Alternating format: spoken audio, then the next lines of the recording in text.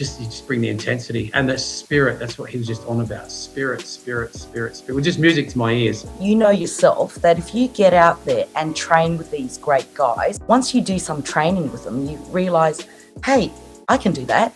If you do crash out first round, then at least you've got a lot of experience from the training camp that's made the trip really worth it. I could have watched him all day long, honestly. Just get the popcorn and move the kids out the way. The right thing to do at the right moment and to jump on that, not hesitate.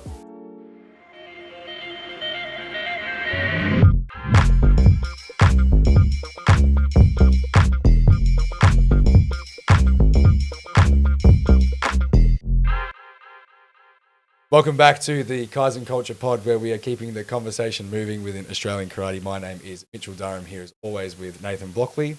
We are free and available wherever you get your podcasts, whether it be on Apple or Spotify, and we're also watchable on YouTube. Please give the podcast a rating if you're enjoying the content. How crazy is this? We're in a bit of a new setup. If you're watching on YouTube, you'll see that we're on the other side of the room, and I apologise if there's some technical difficulties, but we're making some renovations to. No, look at the light. I know, it does look very good. The light's great. I'm loving the soundproofing. Hopefully it does well for the audio. So it's all about Kaizen, isn't it? Continuous improvement, and that's what we're doing. Slow incremental improvements, that's right. We've still got Bruce Lee, so Jess Bromley, we're not going to that. So he's looking good, I think. But there's no triangle. Stuff the triangle. I'm actually sick of the triangle. It was actually the worst joke to bring up early in the pod. Well, we've got some very special guests on here today.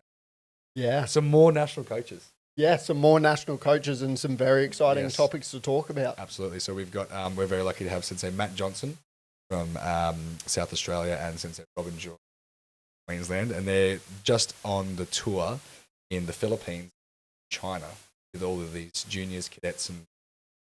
Yeah, and this was an opportunity that we haven't seen come across a lot in recent years. So having them two back to back, and we've had a lot of international success as well at these tournaments. I think it's such an invaluable thing for the karate athletes that took part. So I'm hoping we see a lot more of it, in the time to come. I can't remember the last time we went, or we had like a big training camp tour with back to back with another training. I don't. Well, it was like Luxembourg. Didn't you do like a bit of a tour there? There was no training camp though. Was that just tournaments? It wasn't like an official training camp like these guys. They had like a full setup. Yeah, Muhammad Al Jafari, Gong Li, and Shamdan. Yep. Ayumi. There's some pretty star-studded lineups. I don't know if these kids know like Ayumi, but they would know Al Jafari and then Gong Ray. So, but yeah, I think we just bring them on. What do you think? Yeah, let's do it. Because I know nothing about it. Very limited. All that we've seen through social media, that's about it. Yeah. Okay, we're going to welcome in Sensei Matt Johnson into the podcast room today. So we have the 5th Dan Sensei at Shingokan Karate School in Virginia, South Australia, head coach for South Australia and current Australian national coach leading the Cadet Junior and Under 21 division. Former athlete with a very decorated career, former Australian team captain, 10 times Australian champion, Oceania champion, and at one point world ranked number 5, traveling the world for many, many years. Very lucky and privileged to have you on, Matt, so thanks for joining us. Pleasure to be here, lads. Thanks for having us on. Yeah, are you still jet lagged? When did you get back from the trip? I got back yesterday morning and then went straight to work, straight to the dojo last night, back to work today. The joys of being self-employed. That's good. Karate does not stop, does it? No.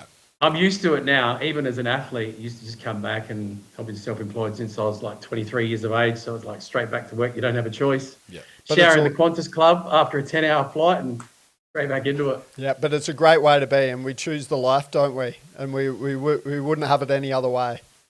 What would you rather be doing? Yeah, and just to say as well, how privileged we are to have national coaches with such a resume. Yeah, it's pretty insane. And that's not even scratching that's scratching the top of the iceberg there. There's obviously so much more that goes into such an athletic career as well.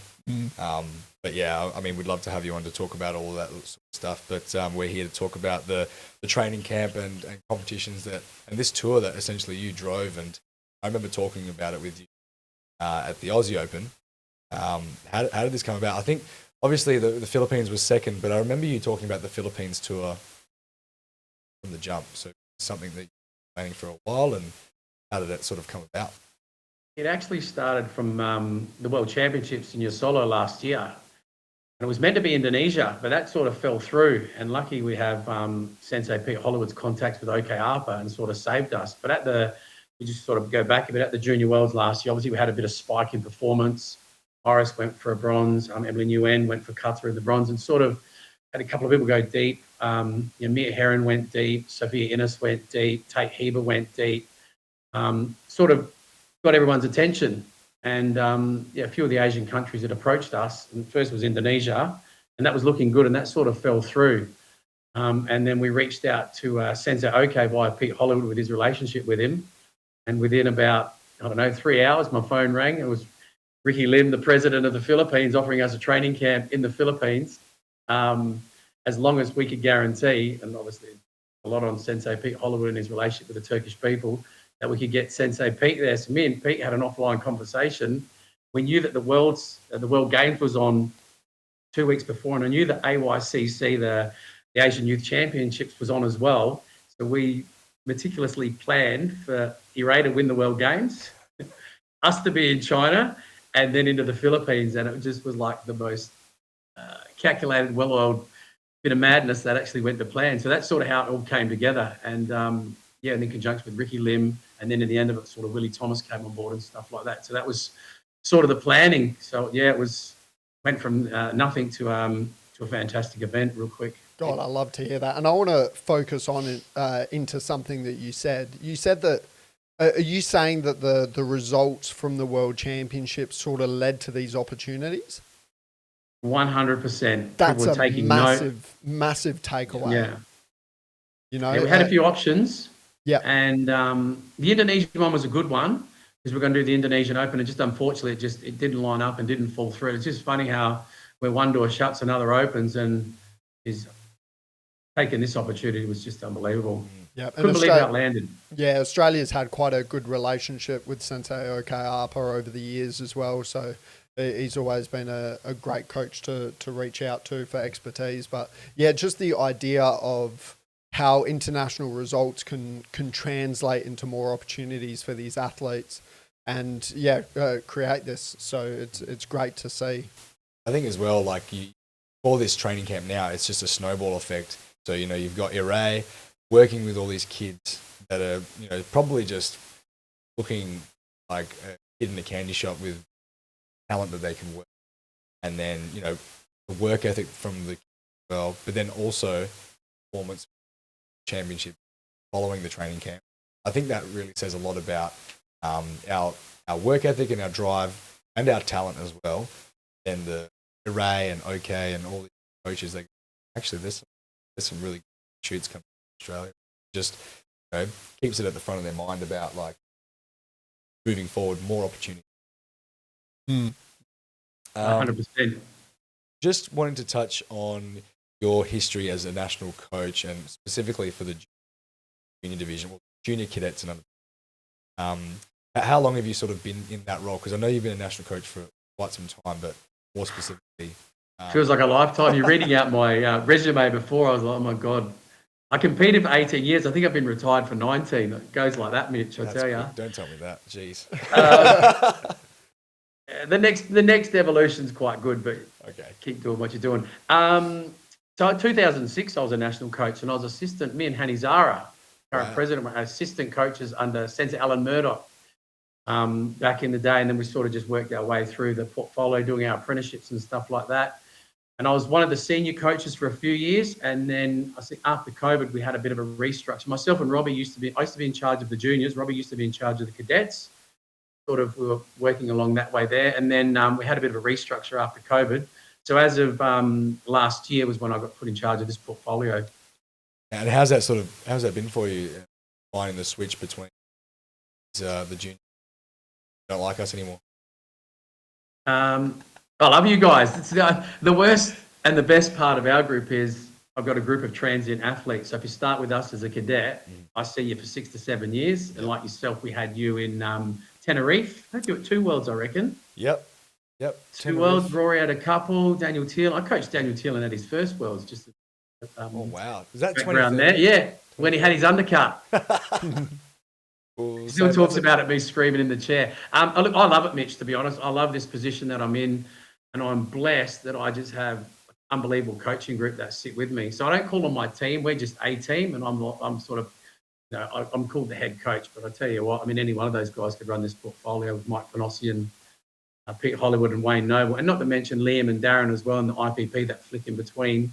And then I get the senior women's coach, Robbie, dropping into our portfolio as well. I'm blessed, mate. I love it. what a great also. No, I was just saying it's a great structure to have. I think the moving away from just having a bunch of general coaches that sort of fit into all different sorts of roles, moving away from that and making it more specific. So you do have a longer lasting impact on the kids coming up, and then for the seniors as well, they've got a specific coaches that they always go and seek guidance from. I think it's a great move from Karate Australia to head towards that way of structuring the coaching group. And from what it has seemed like, you guys are doing amazing work in the space, and I'm keen to get into what the results were from these sort of these comps that we've had. For sure. Yeah, no, tell us a little bit about that first moment when you touched down in Hangzhou in China, because that was the first one in Hangzhou. Well, I actually had you in my mind the whole time, Mitch, because you've been there to that Linping arena. Linping, yeah, it's a bit of a different part of China, isn't it? An interesting spot. If you've never been to China before, it's China. It's weird. It's unbelievable. It's China, but very regimented, very Great structured. Venue's unreal. So I just every time I looked at it, I was thinking of you, Mitch. Thanks. Great venue, super cheap actually, just as a side note as well. Like We literally flew Yeah. in and went straight to registration, me and Robbie.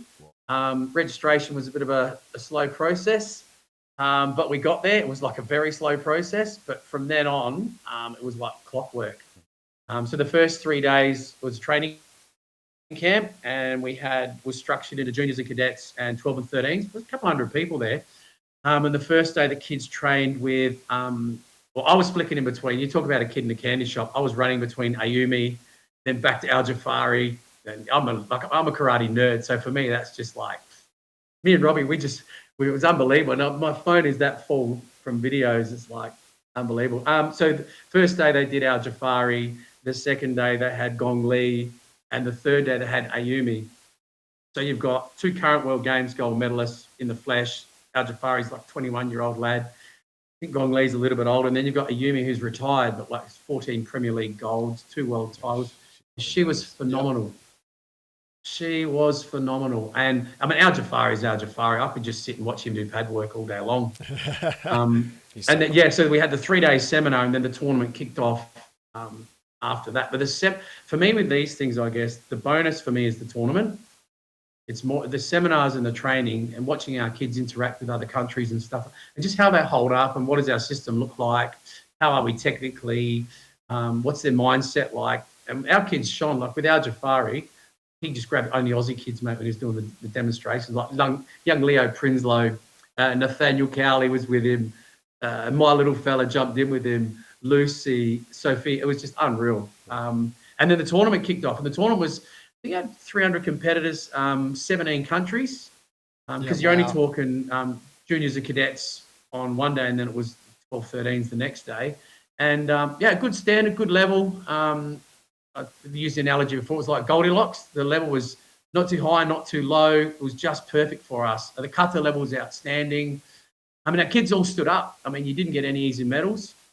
Me and Robbie were flat out running on 4 rings, like signaling in planes, directing each other. God, I could imagine. Yeah, and just the 2 of you as well. That's pretty tough. Yeah. You're such a big team. Yeah, we got there. We had young Caius Rose and my young fella up the back and Massimo Trimbo, just keeping an eye on the rings and stuff like that. Oh, that's cool. That was in between their games of Uno. And I was unreal. China was just the perfect lead-in for it. We ended up with a gold, I think 2 silver, 6 bronze. Caius Rose won there as well. We got a kata medal, and the rest were in kumite. So, but 9 bronze, yeah. The kata level was outstanding. Fantastic. It's awesome to see. And just going back to the training camp, I'm really interested to see what was the stuff that they were doing. Was it, because we train a lot, and we just sort of have exposed to one sort of way of training. maybe earlier, but technique side of things and also the structure of training, did it differ much? Was there anything crazy that you're looking at like, oh damn, that's something we Nah, and Robbie and me, we just sat there and I said, funny, Robbie, we sound like old people and talking about our time. I said, not much has changed, Robbie. Obviously, athletes today are much better. Everyone can kick and whatnot. I said, but the drills are the same. Al Jafari was just drumming in the whole time. Energy, ki, energy. Come on, guys, ki, because the 14, 15-year-old kids are just, they're just sort of learning the craft. He was just on them, and he just did some of this. I could have watched him all day long, honestly. Just get the popcorn and move the kids out the way. But everything he did. I haven't seen it before. He had quite a cool little thing when he did a hook kick. He pulled his leg up as a little trick for his hook kick. I seen him do a pretty cool double hook kick on Brock Kralis. He hit him on the head once with a hook kick, and then he kept his leg up and then hit him on the head again. It was like he was clapping his hands. We just laughed our heads off. It was like skill personified. And then he was doing his kizami and showing not to jump and he just thought about continuing the force forward. And then he'd go into the kizami gyak. But everything he did had continuity. And it's funny because we've been driving these messages to the kids, and all the kids have been to the national training camps, and they were looking at us. And I was like, yes, we had to bring you here to get that point across in front of them. Yeah. But you got to do what you got to do, right? And Ayumi was the same. Sorry to cut you off. Ayumi was the same. She just talking about the Japanese way. So continue. But it was all about just intensity. And to our kids' credit, and I'm not even surprised, they stood up every training session. No one sat out. They were unreal. What were your because your job as coach of that training camp, it wasn't like you were just sitting by and just watching. It was you were continuously listening to what the coaches were saying and taking big takeaways. What were your biggest takeaways from the training camp? Just the intensity, Nathan. Just, I guess, because we're so far away from everything, we might have one athlete that has the intensity, then someone's a little bit lower. But they had, I keep using Caius Rose because he was outstanding on that tour. They have 10 Caiuses with that energy pushing each other. We're starting to get it now because we're developing the level. But it was more just the intensity to training. It was just that level of athlete just bringing the intensity every time. And our athletes don't get complacent, but you become complacent because there's no one else really striving to push you harder and harder. But the main takeaway for me was, one, technically, nothing I haven't seen before. Our kids can all do the drills. You just bring the intensity and the spirit. That's what he was just on about. Spirit. With just music to my ears and lots of chudan gaks, Mitch. I love to see it. Yeah. Tell that to Daniel Thielen. Daniel Thielen's got great at his chudan gaks. Yeah, I know. Yep. Yeah, lots of chudan gaks, and at both tournaments as well. Like if you didn't have a Robbie can reinforce it if you didn't have a good chudan gak in China, forget about it. Really?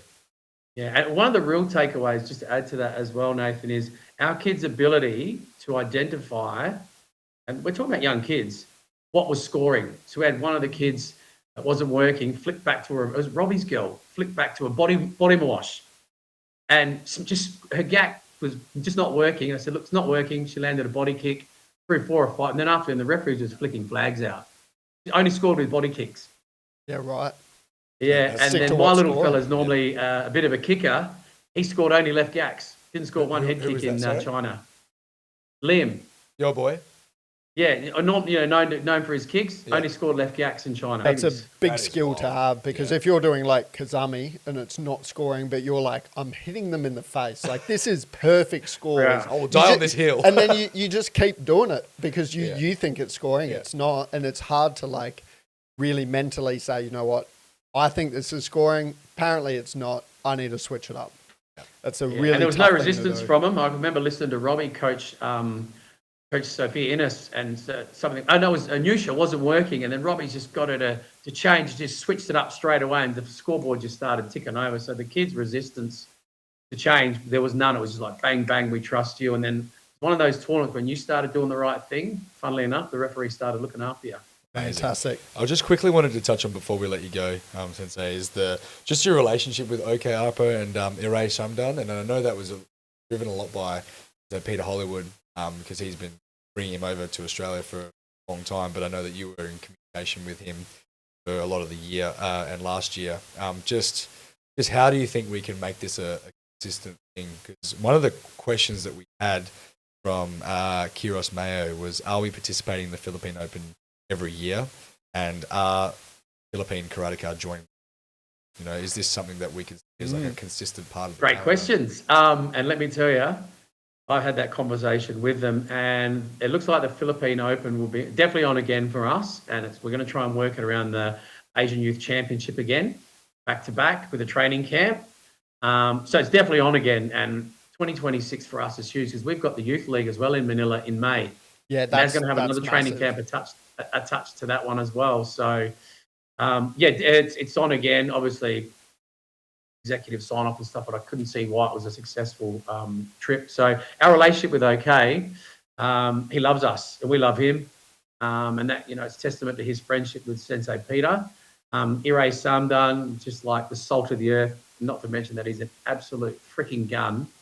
You know, talking about watching Al Jafari, I went from Al Jafari Naomi to him, but we haven't even mentioned that Erman Eltimer was there. Oh yeah. The other, and my God, it was unbelievable. And I'm sure Robbie will reiterate when she comes on. He was like something else. I forget. He's only been retired 2 years, and he's 2 Premier Leagues, beat Raphael 5 times, junior world champion, cadet world champion, and a hell of a guy too, like Ray. So to answer that question, our friendship with him is tight, like brothers. He calls me Arby, like big brother, and I can't quite say the word. I think it's Kadesh, like, which means brother, but because he's younger than me, but more senior than me in karate. So he loves us, but it's Pete's relationship with him, and the doors are open. There's a Turkish option for us. Honestly, there's so much happening just out of this. We actually need like a couple of days to digest everything before I start ringing all the coaches and work out what we're doing. That's good. Was there a lot of talk about the Australian Open and potentially some athletes, some teams coming over to the Oz Open? So I floated that with everyone that would listen. Yeah. Only problem is the Asian Championships are, I think, a week before or a week after. Right, so it's a clash thing. It's a clash, yeah. So Willie Thomas was there, and I was trying to get the Hong Kong team to come over. But the Aussie Open, just where it is, it's right in the middle of their training program as well. So it's not. Right. I'd say next year probably not. Yeah. But yeah. But I think there's also more opportunity for us to have more international opens in Australia, which means maybe some clashes wouldn't happen if we had 2 a year or even 3 a year. And there's also huge options for the seniors as well. So I was busy shaking hands and just trying to open the door for Asia for the seniors as well. So the higher end stuff. There's some good talk about an Asian league next year, a 5-tournament league in Asia. I've heard about it. Premier League, top 20 referees. One thing we didn't touch on, the refereeing in both tournaments was unbelievable. Fantastic. Unbelievable. When coaches aren't complaining. Yeah. That says something. No lot of yeah. Oh, they were good, hey? They were good. They were fair. You couldn't argue with them. Did the hands come out of the box, Matt? There's a couple of these. Come on. Sweet. A couple of them. No, you keep your arms folded, mate. I've learnt now to just keep them folded. Yeah. Awesome. Yeah. Thanks so much for taking the time. I know you're probably super smashed from the tour, but was there anything last words that you'd like to sort of say to the community or anything you want to mention before you sign off? Oh, look, thanks for having us on, boys. But I'd just like to congratulate the athletes and the parents and also the coaching group. We worked so seamlessly together, and no matter who was in the chair, well, it's a bit of organised chaos when you've got 6 rings running in the Philippines. But it's just a great tour. You come home, you're a little bit sad that you have to go back to normal life. I was like, geez, it'd be good to be able to do this all the time. But look, and thanks to everyone that supports us and the executive for helping us get it over the line. Hanny and the guys as well. There's a lot of support from them for this to happen. It takes a lot of foresight to get something like this done. And look, it's onwards and upwards, and I can't wait for 2026 to be honest, boys. Oh, it's going to be a very, very good year next year, and then years to come. I think there's amazing stuff. So yeah, we can't thank you enough for jumping on, and we'll have to get you on again. Thank you very much, Sensei Matt Johnson. Thanks, boys. All right. Catch you later. Now we're going to cross over to Sensei Robyn. Let's do it. Back to back. Okay, we are welcoming our second national coach onto the podcast, 4th in total, Sensei Robyn Choi, 5th Dan Chief Instructor at Seiha Shitoryu Karate in West End and South Brisbane, head coach for Queensland Karate and current Australian senior national coach. Arguably one of Australia's most successful athletes with 3 bronze medals at the championships, senior world championships, countless Oceania and national titles, and of course, former captain of the Australian team. Sensei Robyn, thank you so much for jumping on the podcast today. I've been super lucky enough to travel with you for quite a few tours, and it's seriously an awesome time, and Australia's lucky to have you as one of our senior. How are you, Sensei Robyn? Great. Couldn't be better. Awesome. Yeah, I can imagine you're probably still riding the high off some international competitions. So, Yeah, look, the tour was really amazing. Great time, great place, great people, great results. So really, really fantastic, the whole thing. it's great to hear. And you had for both China and Philippines, there were most of the team were at both comps. Hey, I know there was a couple that could only make one, but generally everybody did both. We had a much smaller crew in China. I think the number was about 20, 21. And I think about 3/4 of them moved on to the Philippines. But we had a big crew in the Philippines. We had 40 athletes at that one. So it was a big... That's crazy. 40 on an international tour. Yeah. That's not a world championships or something. When's the last time you've heard of 40 athletes on a massive tour? It's huge. Mm. Was it hard? Was it just you, yourself, and Matt? Was that it? No. The second one was Sensei Wayne, and then China, Maddie and I. Yeah. And for Philippines, we had also, of course, Peter Hollywood, Wayne Noble, Darren Olsen, Ricky Rigor, and Steve Kelly helped out in the kata during the training sessions as well. So we had a crew of coaches there too. So good. So now you used to, what Matt was just saying before, you used to coach the cadets and back in the day, but now you're currently the senior national coach, coaching myself and the team as well. What's it like being going back to the athletes? Well, karate is same. So even though I'm with the seniors now, most of them started as cadets and juniors. So I've been coaching those guys, like yourself, since you were, in the 12, 13 cadet category, all the way back to, I think, Mitch, I might have coached you way back in Canada. Wow, yeah, Montreal, 2013. Oh, yeah. And I think you were a cadet there doing kata. I was 15, doing kata. Yeah, we've got a connection with all the kids from a young age these days, and it's great. Like I think I took the team to Konya for that World Championships, and on that team we had Leo, Hudson, Tara Boyd, Harrison, and they were on this trip. So even though I'm with the seniors officially, I still feel so connected with the other guys. It's such a big part of it as well, the connection, because you don't get to, obviously train together as much as probably like to, but having that connection on tour, the tour is such a special, unique bond for each tour, and if you can build that consecutively for the tour, that's something that I've felt with yourself and the tours that we've been on. So, when we go to a big tour like the Team World Championships last year, or Worlds, again, compounds, and you have a better relationship with the coaches and the athletes. So that's something that I hope that the younger athletes can as well, and it seems that they have with this big trip to China and things. Yeah, Matt has really made a huge effort to make sure the team is cohesive, whether that's between coaches and coaches or athletes and coaches.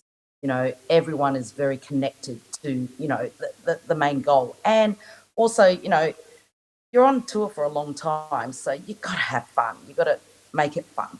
And we definitely have a lot of laughs. It's great.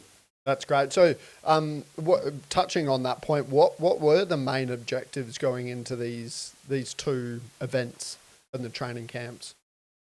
Yeah, I think the main objective was to gain that experience, that international experience. So when you know yourself that if you get out there and train with these great guys who are, winning medals overseas, once you do some training with them, you realize, hey, I can do that. I'm doing that already.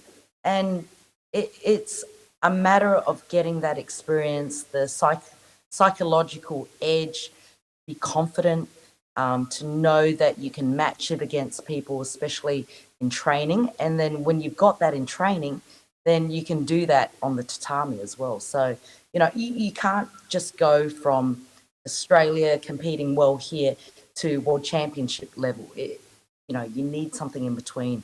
And this tour and the competitions was a nice, middle ground there.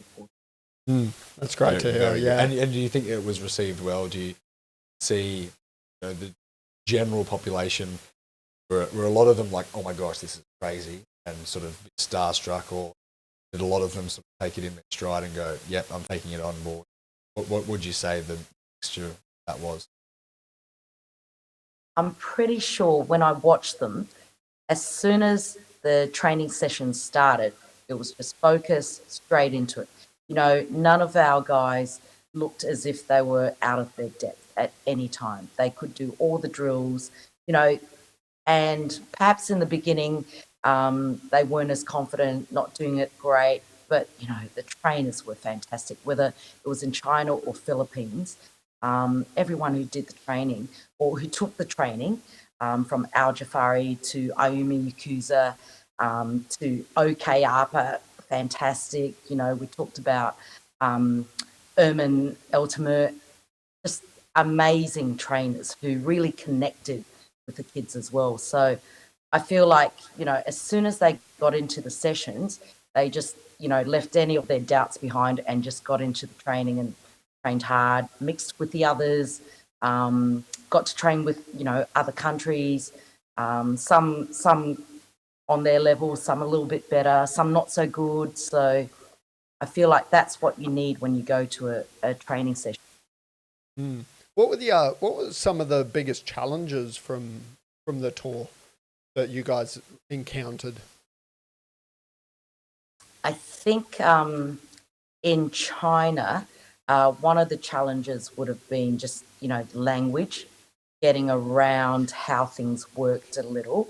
But, because my Chinese is Hong Kong Chinese, and in that part of China, they spoke Mandarin, Chinese these days. So that was a little bit difficult, but hey, it's the language of karate. Yeah, maybe you need to get some of those AI Ray-Ban sunglasses that translate into your ear in live time. We'll get on it. I think maybe Karate Australia should put some money towards that. Yeah, absolutely, yeah. Maybe Next purchase a pair for every national coach. Absolutely. I mean, this is the things that I would be doing if I was CEO of Karate Australia. If you were Hanny. If I was Hanny. If you were Hanny. Yeah, I'd be pushing for this. Why you're not? maybe a contributing factor. We'll just stay to this podcast room, I think. In terms of like the training and then the competition, so the people that did the double, do you think fatigue was a big thing at all? Like, did you see some of the kids going, oh, far out, I'm gassed towards this training camp, or this massive tour? Because it was about, 3 weeks? Yeah, just emotionally as well. Yeah. That's a long time to be away. Well, here's an interesting fact for you. Oh, yes. I think about 5 or 6 of the bronze medalists from China went on to win gold in the Philippines. Wow. So I don't think that was in any way a factor. I feel like it was the opposite. China tour really warmed them up. Momentum. To better, to know that they can match it internationally. So if you look at the list, I don't know exactly, but I know the girls that I took with me on tour, like Lucy, won bronze and then went on to win gold in Philippines. Nusha, Sophia Ennis, I know Liam did. Liam, he got a bronze in China. Very good effort, almost gold. And then, of course, he topped it off with the gold in Philippines. I mean, I'm not saying that, but most of the kids actually did better. Yeah. Yeah, that's a very interesting statistic there. Mm. That's awesome. Fantastic. Yeah. The momentum is such a big thing as well because, like, you know, the nerves of maybe this is some of their first time traveling internationally. They settle in, they get a bit starstruck with all the things going on, and then the hype of the training camp and traveling with the team. It is a crazy time. Yeah, but then, you know, taking those maybe not mistakes but learnings from the first comp, and then being able to execute it afterwards. And did you see any questions like the kids interacting with the instructors or even some of the senior coaches like Thomas, like post the event? You know, they're going up to them and saying, I don't know, it takes a lot of confidence to approach them, but see any of that energy from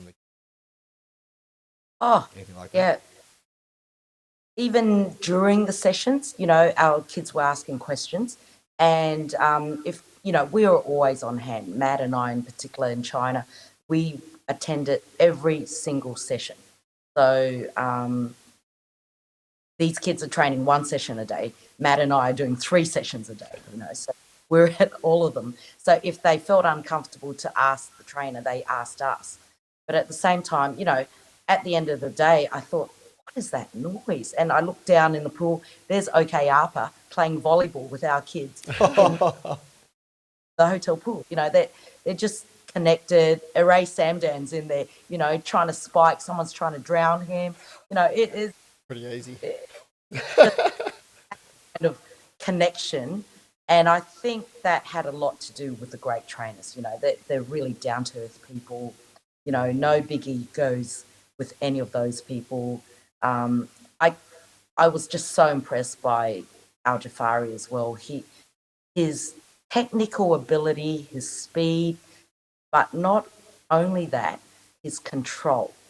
So he would demonstrate, and often with one of our Aussie kids, he'd pick one of them to demonstrate on, and he'd just go pa pa pa pa pa pa across the mat, pa pa pa pa pa back, and just light touch, everything just there. The kicks, boom, boom, right there. You know, not a hair moved on them, just there every single time. It was super impressive. And then afterwards, I'm chatting to them, you know, signing autographs, just, you know, great experience all around. That's a great thing that's pretty consistent in the world of karate, I think, like the top athletes of the world being super open to helping the next generation regardless of where they're from and whether they're a different country to them at all. So it's great to hear.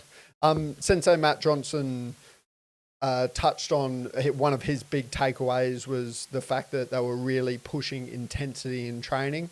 And I think that is something that's lost when you're in the comfort of your own dojo and you get into these routines and the intensity starts dropping off a little bit just because you get used to the environment. What was one of your big takeaways from the training camps? I think aside from the intensity, the technical exactness of what you need to do. So not just in how to kick, how to punch, but the right thing to do at the right moment and to jump on that, not hesitate. So now is the time to go, I go. I don't think twice. I see the opportunity, I take it because I've created it. And that comes from confidence. You know yourself, if you hesitate for a split second, the moment's gone. And if your footwork is not exact at that moment, you can't take the point. If you've not moved your body in the right way, you won't be ready. So this, correct technique, not just in kicking and punching, but also in how you move and how you set up your point. So great with the champions. They're just on the edge of that all the time. We had a listener write in a question, unknown account. It was I don't know what this account was from, but I think it's probably a burner account. This is my suspicion. I didn't even know you could do this. Or you just create, account. Yeah, or it was just like a random, like a words. 0 followers, yeah, sort something of thing. like this. Yep. And so I reckon this is a burner account from one of the kids that was on the tour. I reckon. I swear to God. So it says, which athlete, in your opinion, was the highlight and shined the most? That's definitely one of the kids. Yeah, 100%. But And I guarantee it's either Lucy or Liam. It's Yeah, one of the two, because they didn't know who was going to answer the question. yeah. Are you contractually obliged to say Lucy? That's like asking, which one of us is your favourite child? Yeah, but you do have one, You don't do, you, exactly. Robyn? You do. Every parent has a favourite child. I'm the favourite child of my family. It's your only child. I know, but it's still the favourite. No, you don't have to answer that one. You can't answer I that can one. only say that they all, performed fantastically. And it's never easy out there on the tatami, whether you're doing kata or kumite. Some divisions sometimes are harder than others. Sometimes the guys had to do 4 rounds, 5 rounds, sometimes only, 1 or 2 rounds. So every division's different. But if I had to pick one, I was really proud to see Harrison win the gold medal in the kata, because that was a tough division. He had to go through 5 rounds and he just looked super sharp, super great. And I mean, you can't beat Caius winning 2 gold medals. That's Very true. Yeah. Yeah, that's at pretty both. good. And Harrison is just like the best boy. He's just like the best. He's such a nice guy. So you're happy to see him have success, which is good. But yeah, any last words to sign off? They just anything to sum it up. I can say that, in the past when I was competing and we had a lot of successes from a lot of athletes, we were really connected to Asia. And I feel like getting this connection back with Asia is the right move. We just need to get back into the Asian continent, get our competition focused there again as a stepping stone to bigger and better things. I think it's the right move and we're headed in the right direction. I'm so excited for it. Really, really good. That's I'm excited for exciting. the future. All right. Well, thank you so much for jumping on. We really appreciate your time. And we can't wait to see what happens. Thank you Thanks very for much, having Robyn. Thank you, Robyn. All right. We actually never said the tour names. Oh yeah, we didn't at all. Yeah, we even asked Matt how to pronounce the one in the Philippines. The Gaitai. Tagaitai. Well done, Mitchell. Yeah. So the first one, the Asian Youth Open Championships and Training Camp in China. Hmm. And then the second one, the Philippines International Open Karate Championships, Kumite Training Camp, Gaitai, Philippines. Yeah. Wow. Yep, that's it. I mean, it doesn't matter what it's called. They're both great international opens that had training camps attached to them, and we've always voiced how important it is to, if we're making the financial leap to do these international events, that it's so important to have some training attached to it as well as the comp, because it's nice competing in an international open. It's really good if you get through a couple of rounds, but if you do, crash out first round, then at least you've got a lot of experience from the training camp that's made the trip really worth it. And in recent years, we've really focused on like world championships, and like Commonwealth is still a good level for us. But yeah, especially world championships. So this having a Goldilocks tournament where it is just the right level to inspire a lot of faith in athletes, but also come away with some results. It's really important to have. How good were those chats with? Yeah, fantastic. And you can just see how much they enjoyed the whole experience and how much value that they put on these tours. So it's great to see that energy coming from our national coaches, and just the fact that they're open to jumping on the pod as well and discussing all of this. Like, this is their own private time. This is going above and beyond. So great to see. Appreciate it. I just want to go through the results. Yeah, please. Yeah.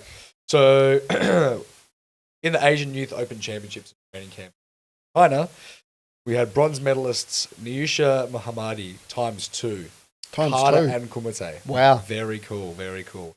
Sophia Innes, Brock Krallis, Liam Johnson, Lucy Choi Lawrence, Nathaniel Cowie, Crystal Reyes, and Leo Prince for the there. Silver medal Massimo Trimboli and Emma Martinson. And then the solo gold medalist, Caius Rose. Wow, congratulations, guys. Yeah, and so and good. a lot of these divisions had some pretty big depth. Like I remember Sensei Matt Johnson saying that I think Massimo's division, the Take 55, had like close to 30 athletes or like 20, 25 athletes. That's big for a junior comp. Yeah. And such a niche one as well. So yeah, congratulations to everyone there. Then the bronze medalists at the Philippines International Open Karate Championships, we had James LeBreton, Riley Bell, Sienna Downey, Noah Johnson, Anastasia Alton, Lexi Fu, Matthew Riley, Thomas Vanderiet, Joshua Frank, and Brock Krallis. Second, back to back, that's pretty good.